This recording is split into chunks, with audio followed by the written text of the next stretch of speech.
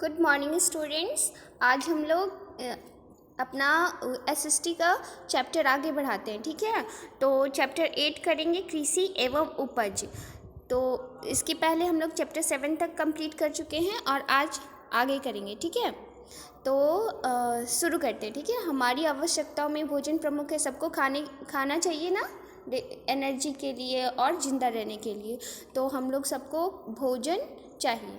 तो यह अनाजों के उत्पादन पर निर्भर है। अनाज अगर उत्पादित होगा तभी ना हम लोग खा पाएंगे, नहीं उत्पादित होगा तो नहीं खा पाएंगे। तो जैसा कि हम लोग जानते हैं कि उत्तर प्रदेश हमारे यहाँ की मिट्टी एलुवियल सोल है ना, जलोढ़ मिट्टी, जो कि बहुत उपजाऊ है। मैदानी भाग ज़्यादा है और वहाँ पे जलोढ़ मिट्टी पाई जाती है, सबसे ज़्यादा उपजाऊ है।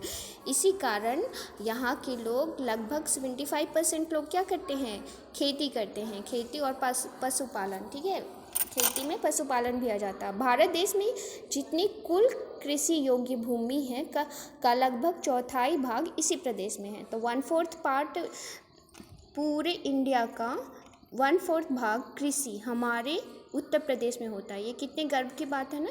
देश में अनाज का कुल उपज का लगभग 1/4 भाग अकेले उत्तर प्रदेश में पैदा होता है। यस, इस प्रकार कृषि उपज में उत्तर प्रदेश एक महत्वपूर्ण स्थान है, ठीक है। अब आगे देखते हैं प्रदेश की प्रमुख फसलें कौन कौन सी है। तो यहाँ मैप देखेंगे। मैप में क्या दिया हुआ है, उत्तर प्रदेश प्राकृतिक भाग, उत्तर प्रदेश का प्राकृतिक भाग दिखाया गया हुआ है। और यहाँ जो डॉट डॉट पार्ट है उससे गेहूँ, और जो क्रॉस वाला पार्ट है उससे धान को लोकेट किया गया है। और ग जो लिखा हुआ है, यहाँ ग लिखा हुआ ना, इसका मतलब यहाँ पे गन्ना अधिक होता है, ठीक है।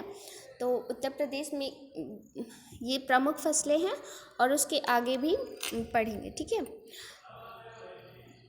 अपने राज्य में मुख्य रूप से 3 प्रकार की फसलें होती हैं। जो फसलों में भिन्न भिन्न प्रकार के अनाज पैदा होते हैं। प्रदेश की प्रमुख फसलें और उनमें पैदा होने वाले अनाज इस प्रकार है। तो रबी की फसल होती है। तो रबी में जैसे कि ठंडी जब शुरू होने वाली होती है उसमें बुवाई की जाती है। जैसे ही गर्मी शुरू होने वाली रहती है उस टाइम काट लिया जाता है। तो अक्टूबर नवंबर में इसकी बुवाई होती है और मार्च अप्रैल में इसे काट लिया जाता है। तो ये कौन कौन सी फसलें हैं, गेहूँ, जौ, चना, आलू, सरसों, मसूर, अलसी एटसेट्रा, ये सब रबी की फसल कही जाती है, ठीक है। अरहर की फसल भी रबी में ही तैयार की जाती है, किंतु इसकी बुआई खरीफ की फसलों के साथ की जाती है। ये खरीफ की फसलों के साथ किया जाता है, क्योंकि ये तुम लोग साइंस के चैप्टर में पढ़ोगे, ठीक है।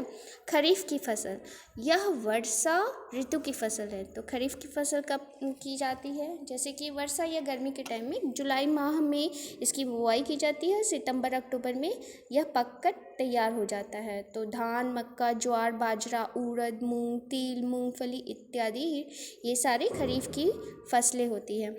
तो जूट तथा गन्ना की फसलें भी खरीफ में पैदा हो जाती है। अब तीसरा टाइप कौन है, जायद की फसल।